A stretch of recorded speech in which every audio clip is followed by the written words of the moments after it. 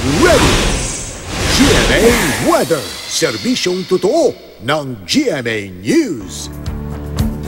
Mga kapuso, naglandfall na ang bagyong may international name na Merbok. Ito po yung dating low pressure area na OLP na nagpaulan sa ilang bahagi ng Luzon at Visayas itong nakaraang linggo.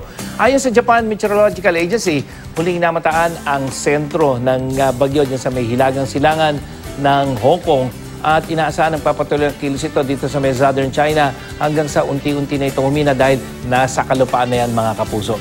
At sa rainfall forecast ng Metro Weather, magkakaroon mga pagulan sa malaking bahagi ng ating bansa pero hindi na po ito dulot nung epekto nitong bagyong Merbok. Thunderstorm, local thunderstorm dito sa may northern central Luzon, lalong-lalo na pagdating sa hapon.